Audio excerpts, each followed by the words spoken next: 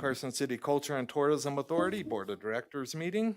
Today is Monday, June 8th. It is 4:02 p.m. and we are at the Carson City Community Center, Robert Bob Kroll Boardroom. Can I get a roll call? Andrew Reno, Here. Matt Dodd, Here. Stacy Giomi. Here. We have a quorum. All right, thank you. Everybody, if we could please stand for the Pledge of Allegiance. I pledge allegiance to the flag of the United States of America, and to the republic for which it stands, one nation, under God, indivisible, with liberty and justice for all. Thank you. At this time, I will open it up for public comment. Hearing none, we will move on to item 5, possible action and approval of minutes from the May 18th, 2026 CTA board meeting and FY27 budget hearing. Does anyone have any changes or additions to the minutes? Hearing none, can I get a motion to approve the minutes from the May 18th, 2026 CTA board meeting? So moved. Can I get a second? A second. All in favor, say aye. Aye. Aye. Any opposed? Hearing none, the motion is approved. Next, we will move on to item 6. Or actually, item 6 and 7. Does any member of the public or any member of the board would like anything removed for further discussion from the consent agenda? Hearing none, can I get a motion to approve the consent agenda consisting of items 6 and 7? I move to approve the item 6 and 7 consent agenda. Can Second. okay, all in favor? Aye?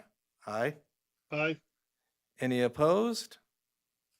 Hearing none, we will move, the motion passes, and hearing none, we will move on to item 9, possible and action discussing regarding resolution to augment the CTA fiscal year 2025 and 2026 budget. And with that, I will turn it over to Chris Kipp.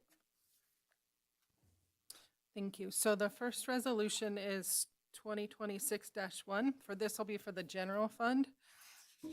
We are going to additional unanticipated resources of $245,350.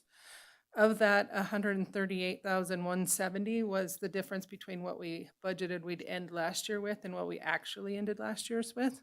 And then the next 3 items I'll go over on the next page. So we'll be on page 3 of 16. These are the changes in the revenue for just the general fund. In the intergovernmental revenue, we reduced it by $5,109. We ended up getting an America 250 grant for additional $25,000, but our rural marketing grant, we did not receive $30,000 of it that we were planning on getting it. So that's the difference for that one. Under miscellaneous, these are reimbursements for FAM expenses we've done with Reno Tahoe Territory and RSCVA. And then $2,200 of that is donations from the Kaplans, who are the building owners. And then the biggest jump is in the investment income. I always budget really, really, really low, and the treasurer's office, since that the city has been doing fabulous with their investing, because that's where $102,000 additional in revenue comes from there. So on page 4 of 16, this is just totaling up those revisions and adding them to our originally budgeted fund. Then on page 5 of 16, these are the changes we've made to the expenses. Under general government, we have additional salaries and wages. Those are due to a couple of things. One is the change in the salary for the executive director that you guys made. And the other is we have 2 positions that are not salary, so they get to choose whether they pay their PERS or we pay their PERS.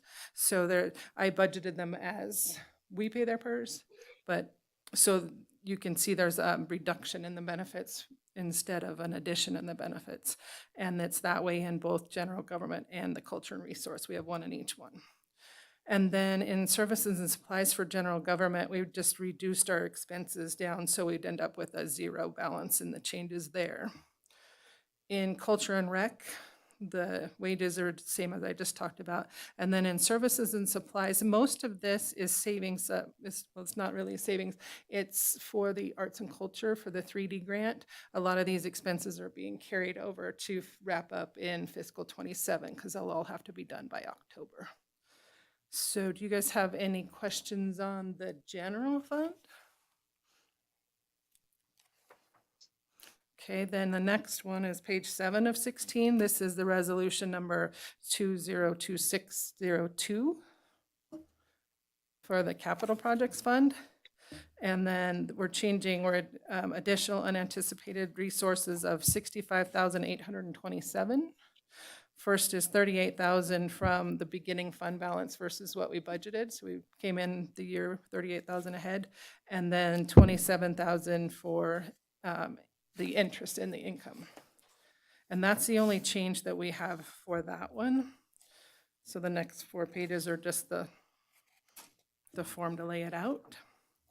And then the last one is 202603 for V&T capital projects on page 12. This one, we're going to increase 5,735, 3,679 of that being a beginning fund balance difference, and then 2,056 for interest. Do you guys have any questions on any of those?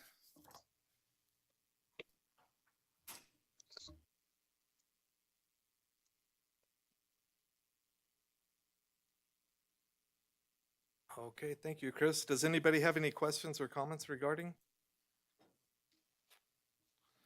Okay, I move to approve resolution number 2026-1, 2026-2, and 2026-3 as presented. Can I get a second? I'll second. All in favor? Aye. Aye. Any opposed? Hearing none, the motion passes. Next, we will move on to item 10, monthly non-action items and presentations for discussion only. And with that, I will turn it over to the Executive Director, Mr. David Peterson. Thank you, Chair. For the record, Dave Peterson, Executive Director with Visit Carson City. We'll take on 10A. I just have one thing on my Executive Director update, and it's positive. It's a good thing on the grants front. So with great thanks to Mr. Eric Brooks, we were able to secure, he's raising his hand, Stacy. You probably can't see him in the audience there, but we were able to secure an additional $7,141 in America 250 NV grant money to do a mural on the front side of the Eastgate Depot building, which is really cool. So Josie Rock is going to be doing that. We're all excited about that.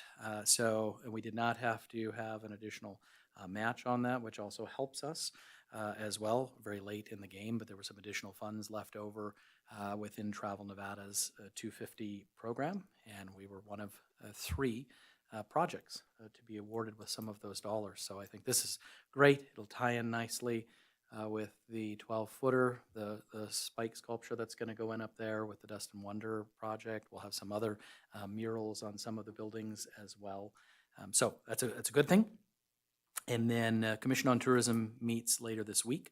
So next month I'll be able to give you all an update on where things stand with our fiscal 27 rural marketing grant application request. So that's all I've got for you this month. So quick, simple, easy. Any questions on anything grants related? Okay, thank you. With that, we will move on to 10B, transient occupancy tax actual versus forecast. That's the big sheet in your packet. Very happy to say after our March, April was fantastic. Huge month for us. That'll be a record all time for the month of April. I think we had a lot of great events and the properties just turned it on, honestly. And so I took the liberty of projecting some increases for May and June just to keep things rolling to complete the fiscal year. And so if you go all the way over to that far right column, I've got us at about 30.15 million in terms of the projection. Still a little bit behind our budget from a year ago, but that does put us just under 2% ahead of last fiscal year actual. So I think if we hold for May and June, it's going to be a great turnaround, quite frankly, from a couple of bad months there with February and March. So if there are any questions on fiscal 26 projection, happy to answer anything on that front. Okay, thank you. With that, let's move on to 10C, events and sales update. Mr. Wexler, take it away. For the record, Stu Wexler, Visit Carson City. I am going to go over some of the May recaps and a couple of the events that are going to be coming up. We are going to start with the Wild West Shootout Soccer that we just had at Livermore Sports Complex. This soccer tournament is turning out to be pretty big. They had 98 teams coming for this tournament for a 2-day weekend, and it was pretty impressive. They had 15 out of the 19 clubs that were there were from out of state, including California, Oregon, and Southern Nevada. You had some from Winnemucca, Ely, and actually California. So we are seeing a lot of the out-of-state teams coming to play on our field. And they're actually looking to possibly expand that next year because they had such a huge response this year as compared to previous years that they might have to do a couple tournaments for next year. So which is really great. And then we had the California Youth Shooting Association tournament in May as well. They had 137 competitors, plus the family members for the one-day shoot. These are all from California. So everyone that is coming to shoot is in the tournament is from California. So this one is a one-day tournament, and that was the first one they had. So we are seeing a lot of the Youth Association coming to our area. They love our trap range, and it's getting really good feedback as well. So we're seeing a lot of that. A few of the the shooting association. So we had right after that the Nevada State Sporting Clay Championship.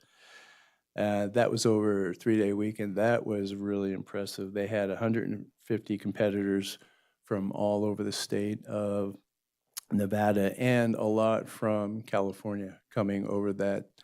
It was really impressive. They did a great job, and everyone was ecstatic about the staying here in Carson City. The gun range itself was pretty impressive. So we did get very good feedback. I'll get a little bit more detail as to where they were lodging and information as we go forward. Usually it takes a few weeks after a tournament like that. So I will be getting more information. And then we did have the Rock and Reno Challenge. We did have the first challenge that had to be canceled because our fields weren't ready exactly in time for the first one, so we didn't start till the second weekend, which was about the 26th. They had to play at Lower Centennial Field, which only has 2 fields. They have 3 fields. 1 field is not ready, playable, and the 2 fields don't have lights. So they had to cap what time and how long they could play at these 2 fields. But in that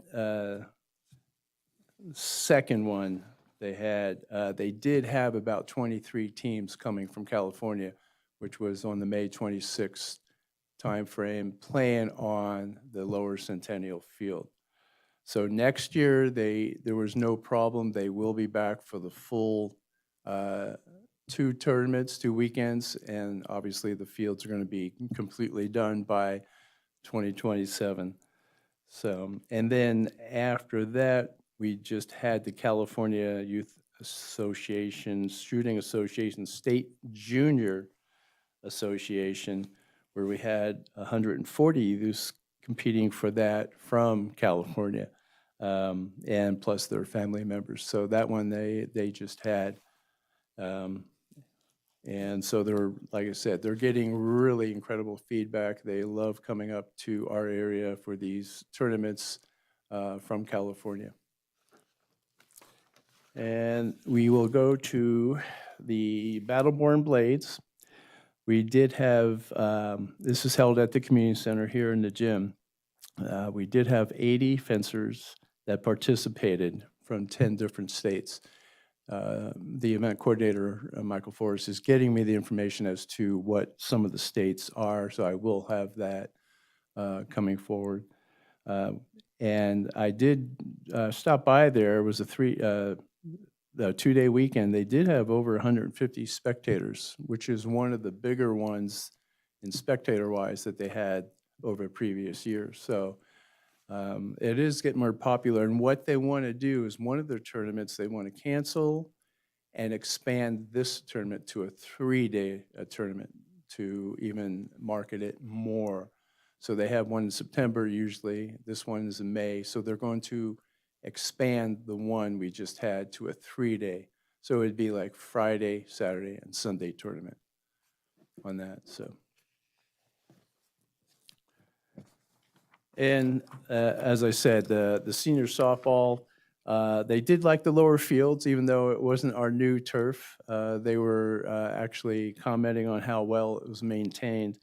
Like I said, it is capped. They did have 23 teams coming for that, and next year they will have the 2 tournaments again going forward at the new field.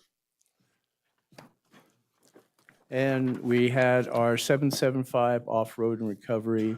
They had close to 200 vehicles registered for that show at Fuji Park. They did have about 100 leaving. There was another event, which usually happens up at Lake Tahoe, so they come all in the morning. And I'll have the information as to what areas the registered vehicles are coming from. They do want to have a goal. They are trying to do a safety off-road event for younger drivers that are just getting into driving and off-road. So they are working on that. As soon as they have the confirmation and details, I'll get that to everyone as well. And we just had over the weekend was the Prison Rumble, Tasmanian Boxing. Cisco and Maribel both put it on. I unfortunately was not able to attend this one. I had to be out of town, but I did have a few board members that attended, so maybe David might be able to expand on that a little bit. Chris would like for me to let Andrew speak first before I speak. Oh, Mr. Chair? No, I would just say they far exceeded the 300 people out there because there were 300 chairs set up, 2 bleachers.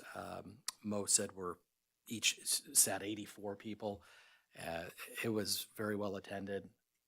I thought it was such a cool atmosphere, you know, the way that they kind of plugged everything in. I know it was a little windy and a little sand going around, but they were trying to water down the sand just to keep some of the dust from blowing.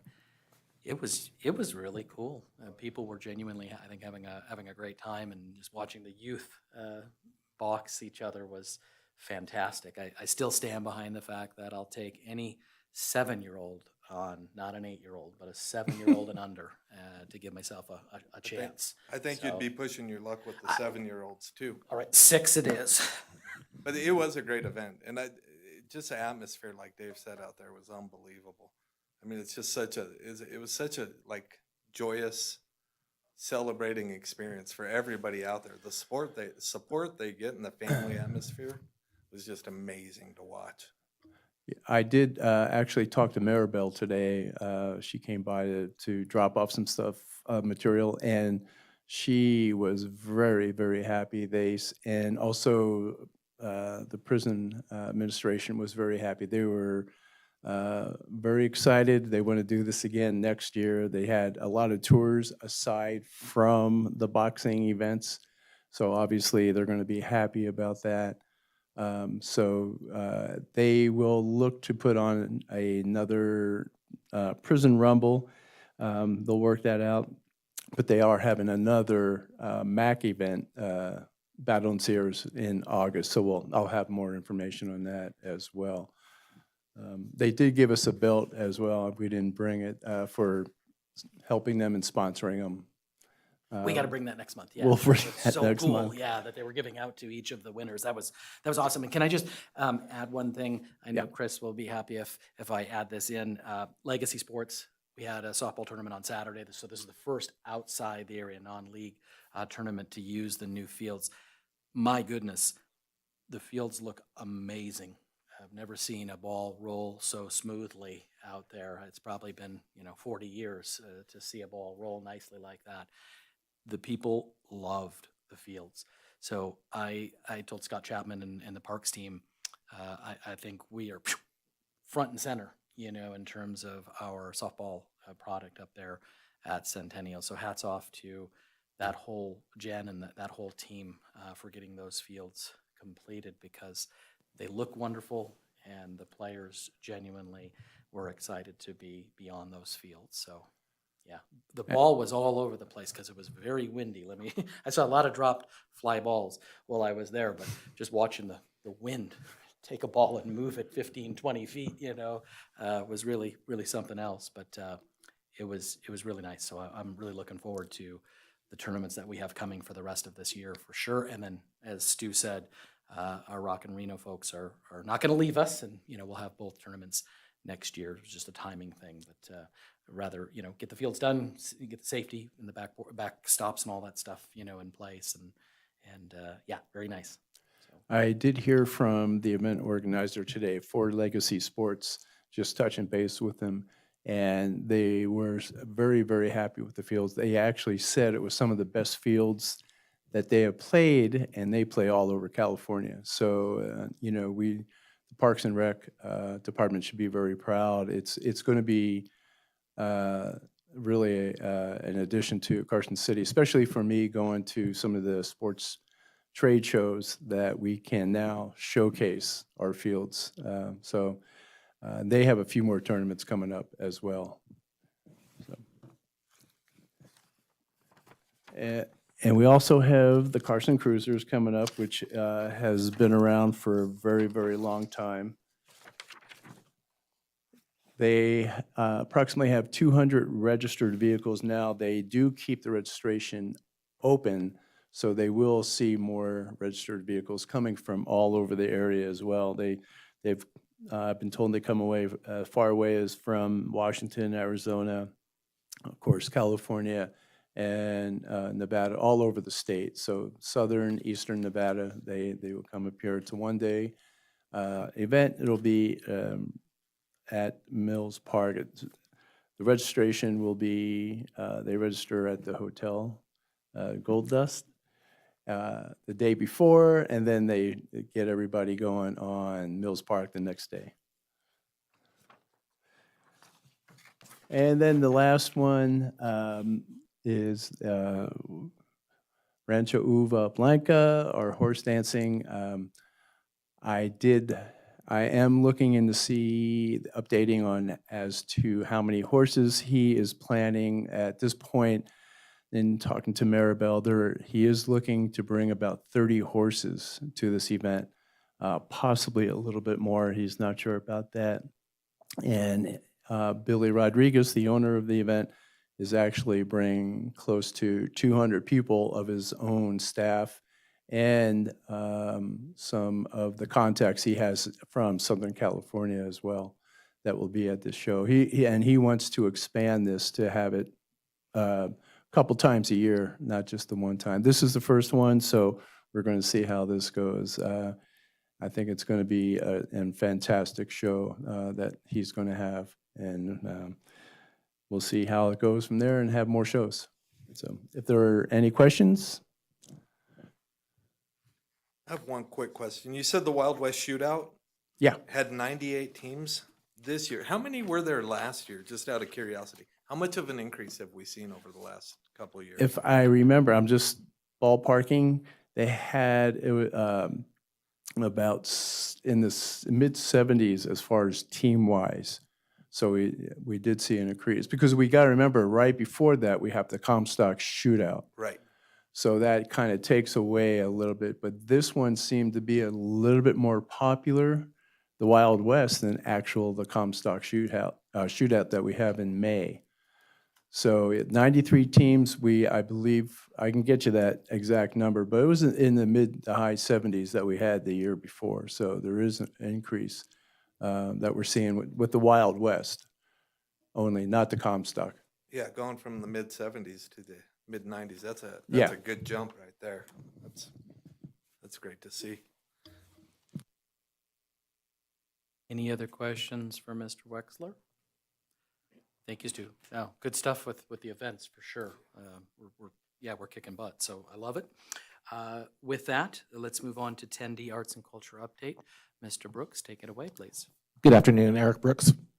For the record, we have a few fun things to talk about. Cinco de Mayo recap, the Nevada Arts Council Conference, the American Folk Art Museum, which I was able to attend while I was accepting the award for Lydia's project, which she'll talk about, and then the Winnemucca Murals and Music Festival happened last month. The image of the chucker on the front was by Andrea Holmes out of McKinney, Texas. This piece was the winner.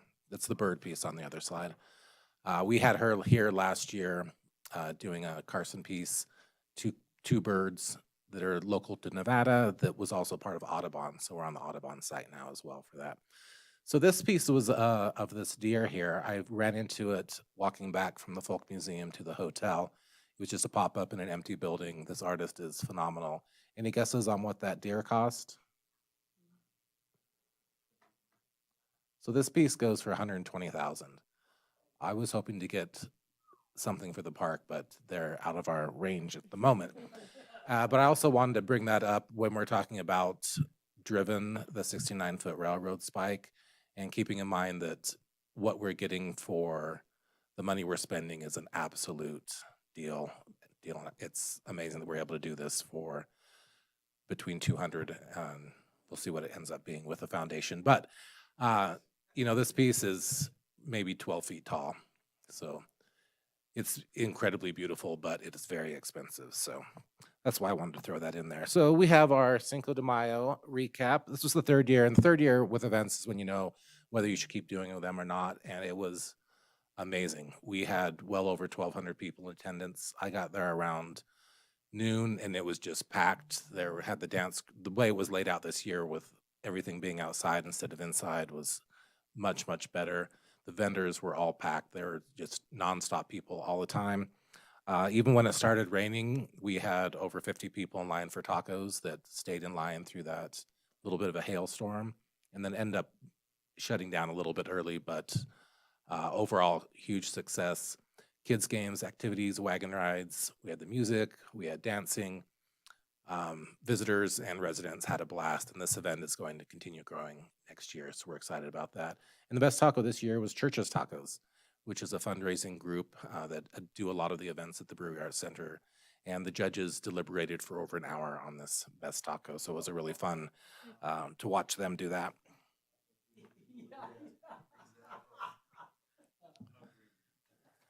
So I was able to attend, thanks to Dave and Chris, the Intersections 2026. It was down in Vegas this year. Art lives at intersections. It connects creativity with community, culture with economy, and expression with impact. It shapes not only how we see the world, but how we care for it and how we care for one another.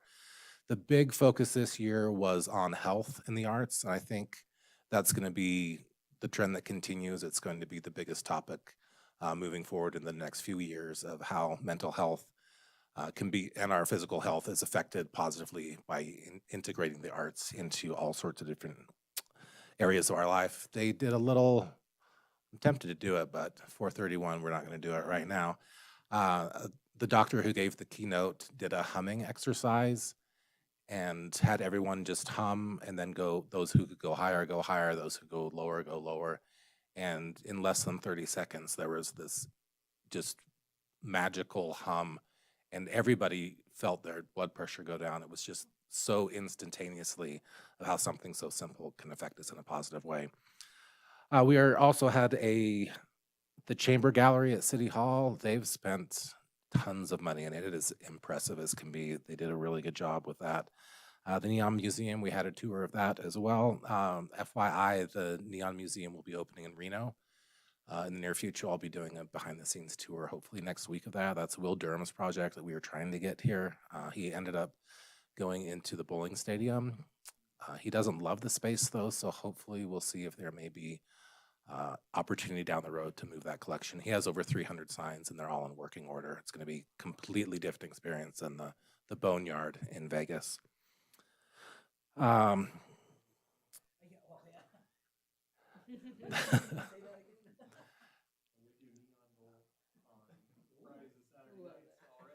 Yeah, that would be perfect. So it was 2 days of just great entertainment and activity. The picture on the far right, the Nevada Arts Council has a new logo as well, so that was the rollout of that. And then we ended the day with a Slonina Art Space tour. It's a little local co-op gallery there in Vegas. So before you turn the page and before you do the slide, if everybody just put yourself in a different place, you can close your eyes if you want to. And I'm going to read you, this is from the Folk Art Museum, and I'm going to read you a description. And in your mind, try to picture what this piece of art in the museum looks like. When Jimmy Lee Sudduth created this self-portrait, the soil and sugar pigment that he applied with his fingers became both an image of himself and the frame that encased him. A consummate inventor, Sudduth divided his own materials at night after working days in factories and on farms. He used walnut holes for brown, blackberries for red and purple, and burnt ash for black. Sudduth's self-portrait was formulated from an alchemy that he developed at age 9. He recalled, "I was up there with a man making syrup, and he dropped the syrup in the mud. I picked it up and felt that mud and put it on the wall, and it wouldn't come off. That's where I got started. I wanted to make things after that." Produced from earth, the brown pigment contains traces of grasses, crystal, and stone, recording a sense of place within this image of his body. He depicts himself in sturdy boots with his hands on his hips, meeting the viewer's gaze as he readies himself to step beyond the frame.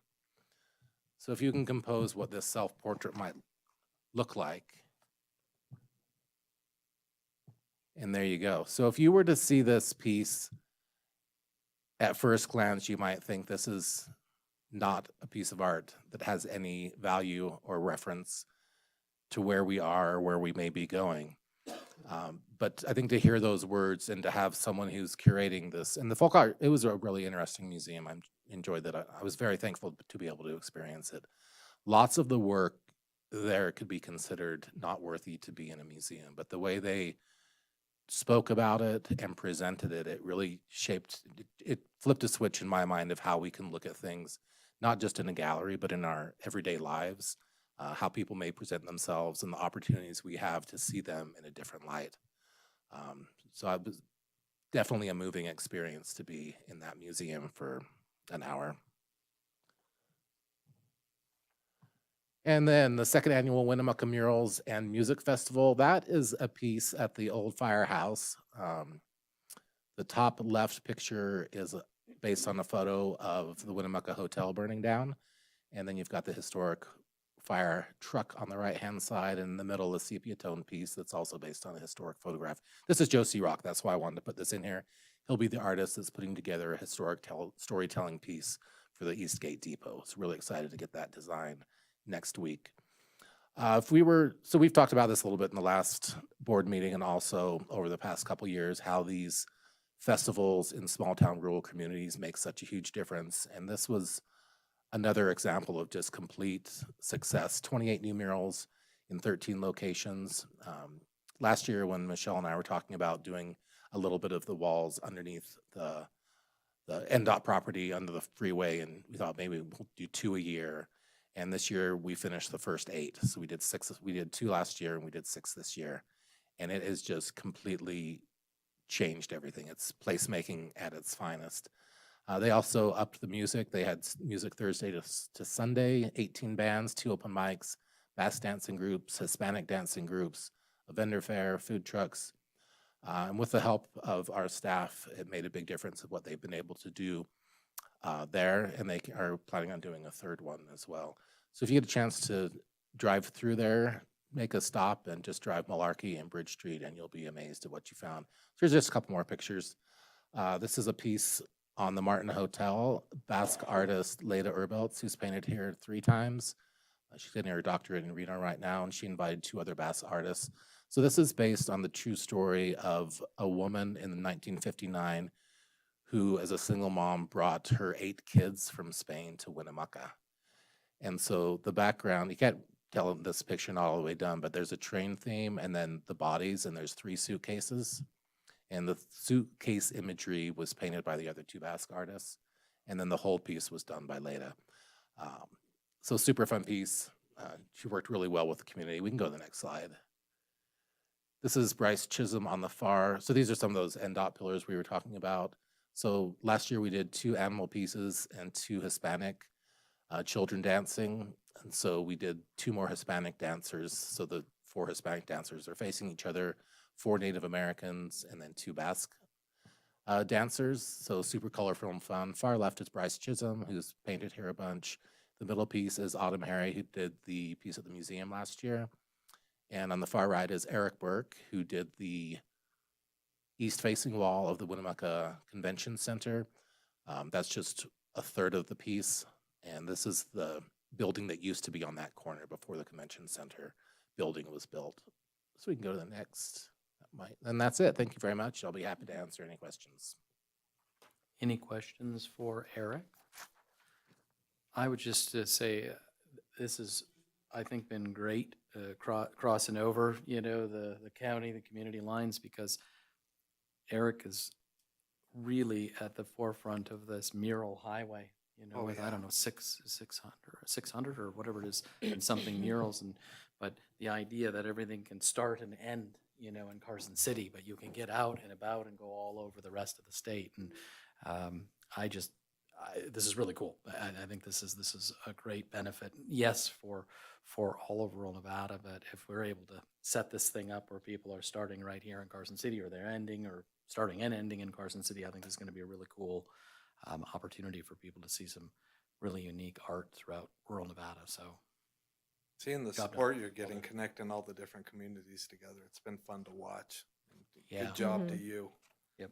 The work that you've put into this, I mean, it's definitely been noticed. And yeah, Yeah, I just wanted to say too that, I think, and comes off of kind of what Andrew was saying is, doing this in all these other communities, I don't know how many, not having a lot of tourism experience, I don't know how many Visit X City groups do this kind of thing where, they kind of reach outside of themselves to both help develop other areas and also by extension, help themselves in their own communities. And I think it's kind of a brilliant strategy. So kudos.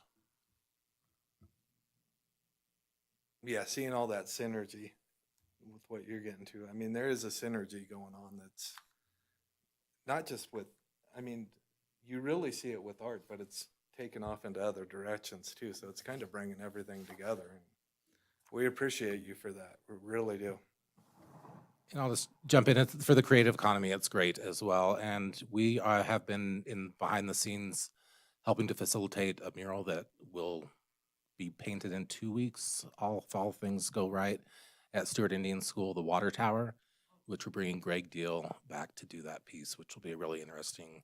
We'll get his design next week, and that's being funded through Nevada Arts Council 250 money and Stewart Indian School itself, and then Visit Carson City is the facilitating agency to help make that happen. So, yeah, I appreciate your comment, Matt, because I think we're onto something.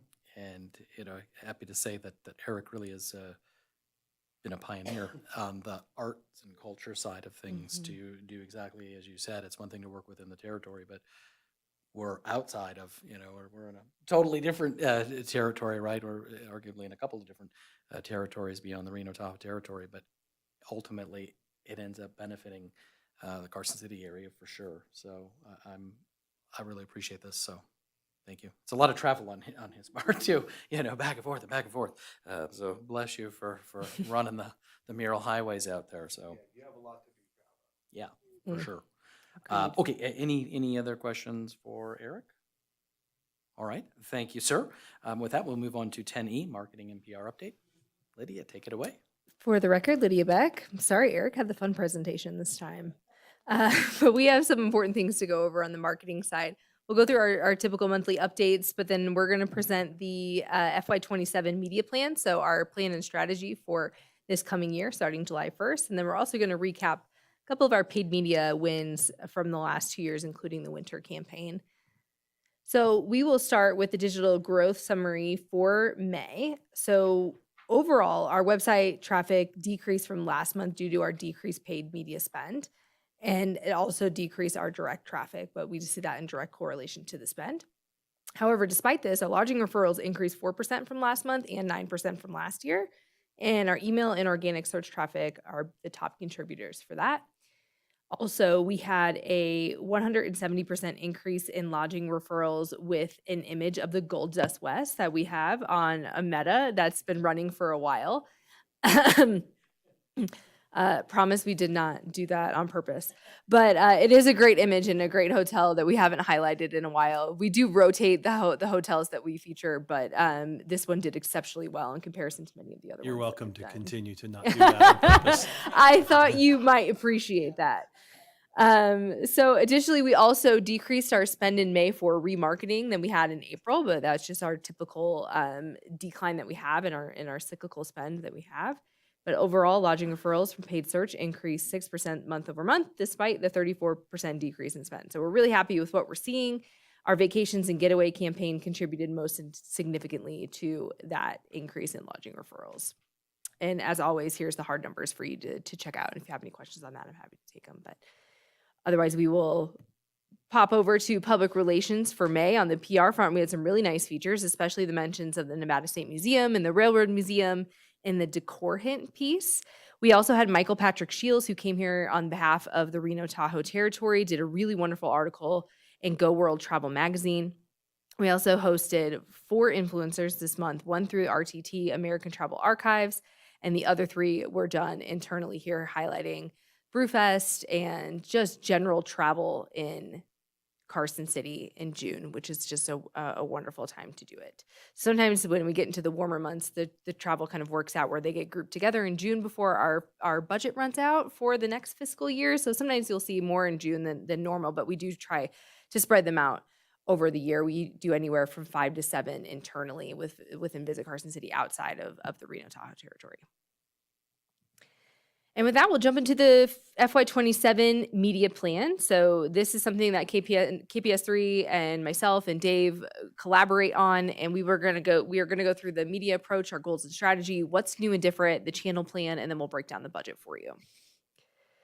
So let's start with our goals first. They haven't altered a whole lot. First and foremost, we're always here to attract new visitors to Carson City, convince more people to choose us for their upcoming trip, therefore driving overnight stays. We're here to increase visitor spending overall and increase their length of stay with additional nights, or just inspiring day trippers to stay just a little bit longer in the destination, maybe one more meal or one more activity or one more attraction in our destination. And then we want them to see, well, I already went through that note, so I'm going to end there. But yeah, we want them to just stay a little bit longer. So that's something that we added, was that day tripper inspiration, just to get them here a little bit longer. For our media approach, we always look at the full marketing funnel strategy, connecting travelers at every phase from inspiration all the way through booking. Our FY27 budget, though, will focus a majority on the dream and the plan phase. We still have a lot of legwork to do to get people to know about Carson City. We're not a household name quite yet, so we still need to inspire that inspiration and to be top of mind, while that booking state will encourage the action to actually book that trip. So here's our strategy at a glance. We are sunsetting Winter's Charm campaign after an amazing 2-year run. I'll recap some of the wins from that at the end of this presentation. We really feel like that concept has run its course, that trend has run its course, and it's on its way out. So the majority of the media dollars are going to be promoting the new winter campaign, which we are in the process of establishing. And we will extend that campaign a little bit longer than we did the winter campaign. So the winter campaign, the first go around, we didn't launch till mid-December because we had to shoot it and build it. And we usually sunset it in March because that's when, the winter kind of phased itself out. And this campaign will be extending it all through all of November through all of March, which is what we did for the winter campaign this fiscal year, and it served us really, really well. We're also adding a couple new media channels like YouTube advertising, which we've done in the past, but we took a pause from, but we are seeing a resurgence in YouTube Shorts, as well as just general YouTube advertising being an affordable, really effective place to advertise. So we're going to add that back in for more upper funnel brand awareness, and we'll have a lower funnel re-engagement with remarketing to drive more lodging referrals using display through Google. We're testing a few new audiences through boosted organic posts and targeting, and that one of those is going to be Salt Lake City. And we're going to be leveraging, obviously, that Datafy data to be able to source any other new markets that might pop up. And we will have a peak and spend May and June to sustain visitation throughout the summer without wasting valuable ad dollars in our peak summer months. So we're still inspiring booking in those months, but not competing with the busiest time of year with the limited dollars that we have. And here's our, not so much of a bell curve anymore, but this is our monthly spend graph that you'll see really focusing on that winter campaign and continuing to drive people in our off season. So we hit on a lot of what is new. As mentioned, we are sunsetting the winter campaign and the nostalgia campaign. We've had our long-running nostalgia campaign that launched in 2021, actually. So that's really what's been running over our summer months to continue that brand awareness. But we will end that after this summer, and our remarketing campaigns, which are our itineraries and our lodging referrals, and then we have our outdoor campaign that will replace it. So once we have our new winter concept launch, we'll officially sunset nostalgia then. And we'll also plan to use boosted organic content to help us get through the summer and the fall before the new campaign launches. And we'll be able to provide the full strategic brief for that before that launches. So you'll see more of this new campaign before it comes.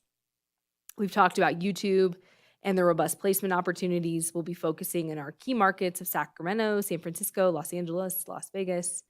Also focusing in on travel and budget travel.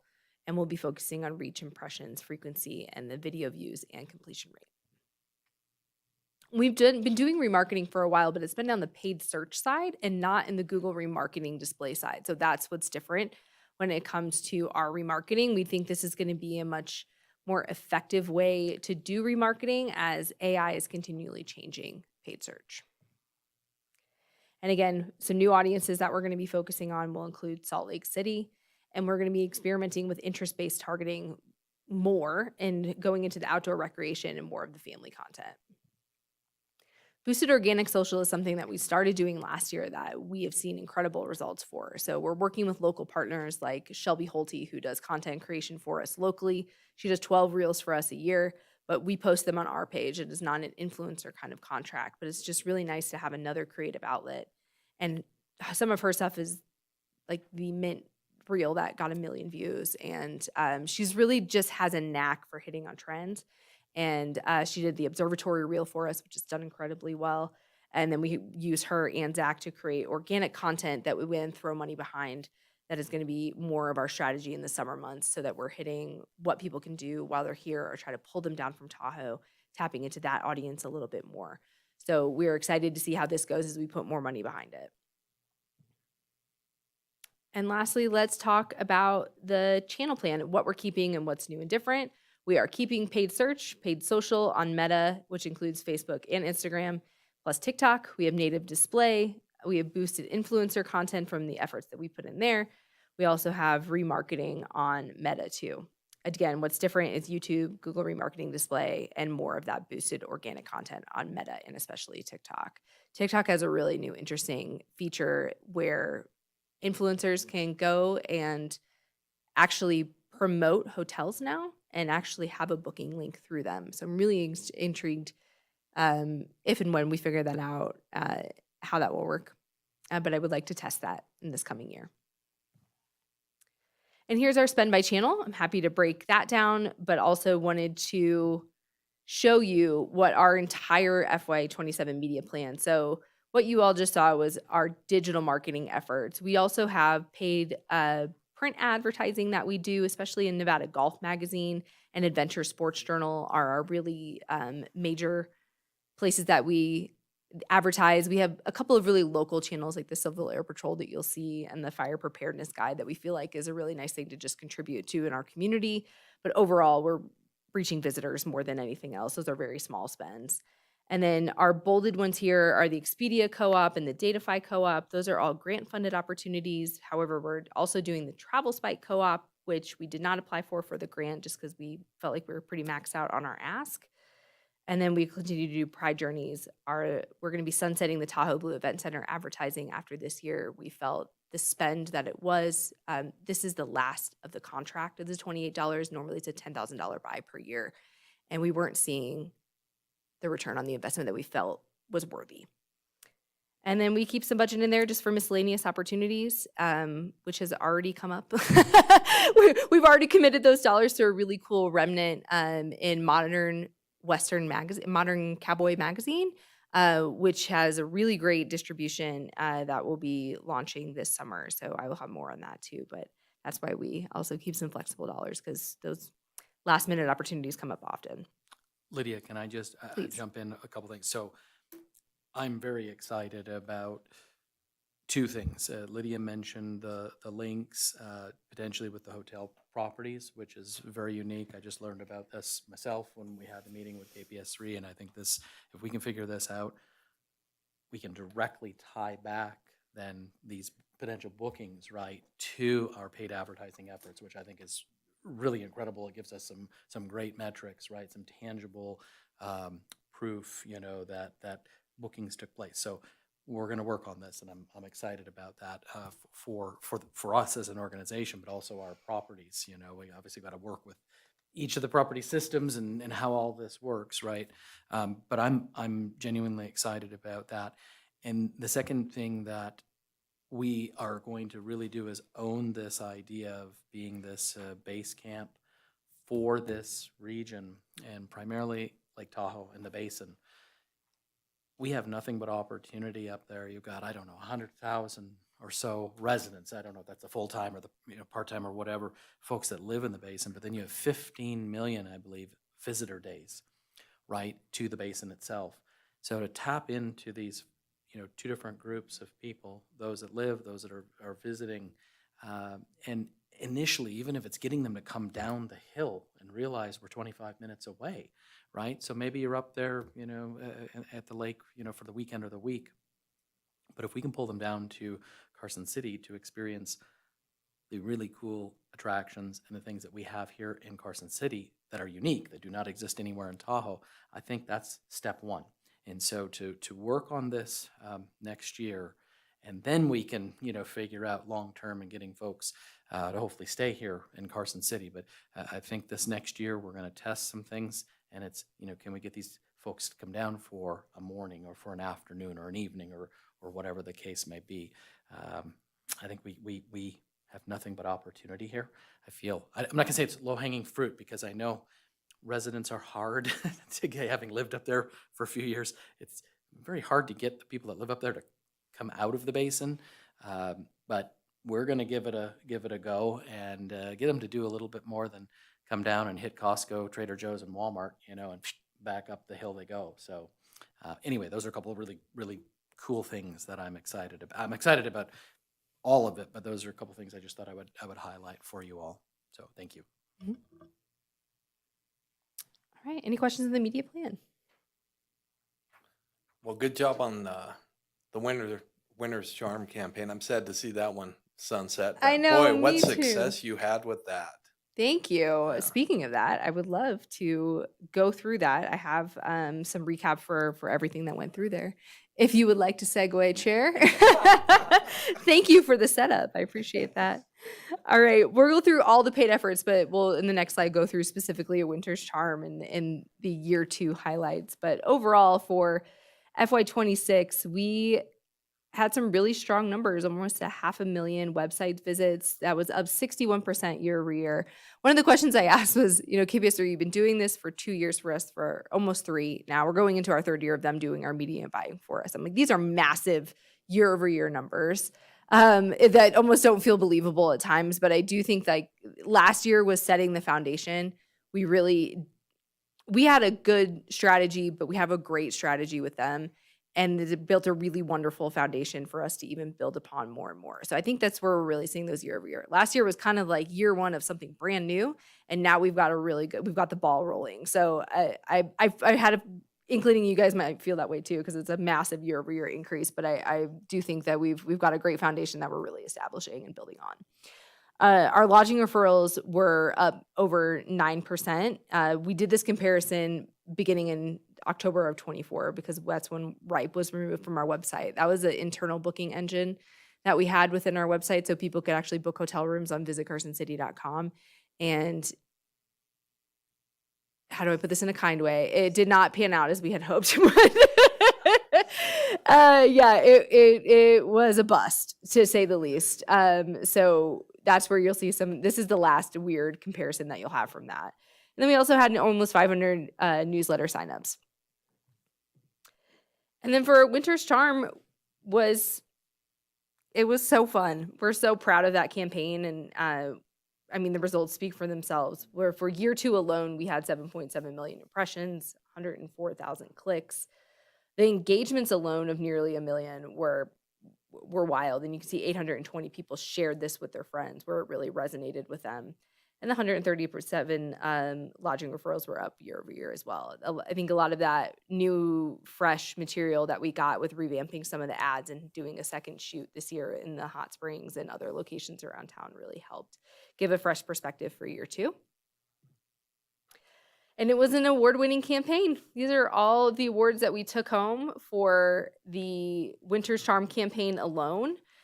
The biggest one being the Public Relations Society of America's Silver Anvil Award, which is a national award that, Eric, thank you for going to New York City to get. There were, and maybe you can speak some more, but there were some people, there's people in that room from Wells Fargo, from just national brands. So to be in that room and to actually take home a silver anvil is a very, very big deal. Our PR team at KPS3 said it is a career highlight for them. And so happy to have been able to take that home for them, and grateful for Eric for making the trip, because I was out of town as well to be able to get that.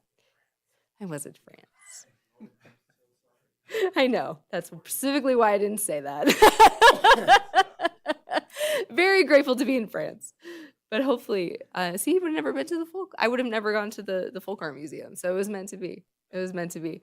But thank you for the KPS3 and everyone who helped on this campaign, because it really took our entire city. All of our partners, our restaurants, our museums, our downtown, everyone was really involved in this to make it a really wonderful effort, and we're glad it paid off. I'm happy to take any questions.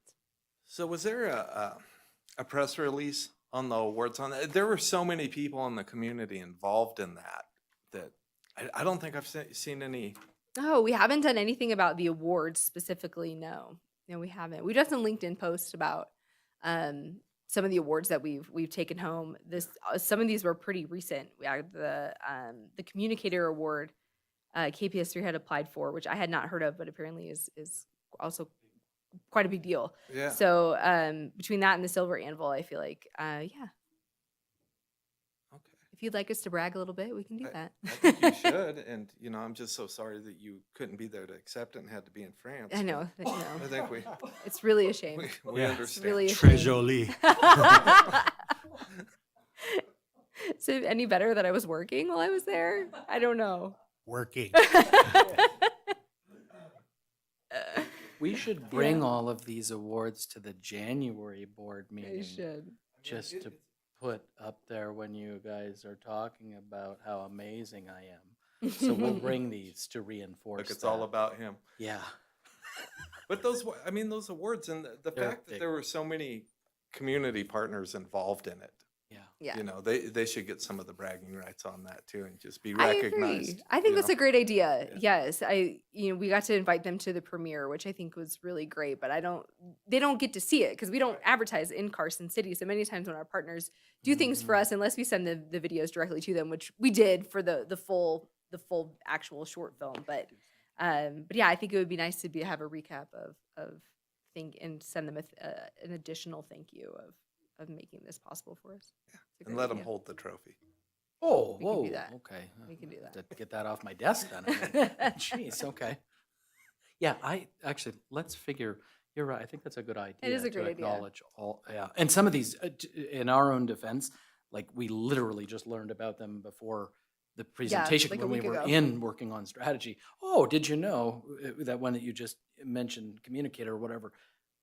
I didn't know, right? So we barely had an opportunity just to add them on the slide before we had to post these things. So some of this is very recent, right? So The slide feels very warm, like it was just done. like astute observation. Yes. Member Dodd, yes. You I'm are right. sad I didn't include your photo. I forgot. Eric has the most Oh. glorious Oh, photo of yeah, and accepting the the award, video. arms up, with the guy, Yes. and we'll include that in the press And I release. apologize that I couldn't be there either because I was in Napa Yeah. at a horse event there. So we were literally all working different angles. So yeah, I mean, thank you, Eric, for stepping into. to be there. Andrew and I were actually at work. Yeah. We had one in Napa, one in France, one in New York. Hey, I was here at the event. Yeah, Stu was here working with us. Stu and Chris holding it down. Some of us have to make that extra sacrifice, right, to go elsewhere. Thank you. Thank you. You're very welcome. Well, you made a comment too about the YouTube resurgence. Mhm. And I've noticed a lot of the shorts, when you click on them now, they're taking you directly to YouTube. Is that kind of like by design or? Oh And yeah. not just ours, but just in general? Yeah. Okay. Yeah, shorts are massively growing segment in the social media world. They're not your typical, Instagram Reels or TikTok that you think about, but it is their own version of it. And people are spending more time on YouTube than ever. And so they're in more time on their phone than ever watching. I watch most of my TV from my phone. So I think the more that they can deliver short form content, it seems to be working really well for them. So we have some shorts that Zach reposted from some of the other stuff that we've done that have gotten 40,000 views doing zero effort. So it's an interesting platform to try to tap into and figure out. But I think that those shorts, that doing paid advertising behind shorts specifically, will be a really interesting angle to test out. Great. Thank you. Mm-hmm. Any other questions for Lydia? Well done. Good stuff. All right. Thank you very much. We will move on to 10F, future agenda items. Anything that the board would like to see at a future board meeting? Okay, hearing none, we'll move on to 10G. Next meeting right here in this building, same room, Monday, July 13th at 4 p.m. And with that, I'll turn it back over to the chair. Thank you. Thank you, David. Next, we will move on to item 11. Does anyone on the board have any comments or announcements or requests for information? Great. Hearing none, we will move on to item 12 and open it back up for public comment. And hearing no public comment, we are adjourned. Thank you, everybody.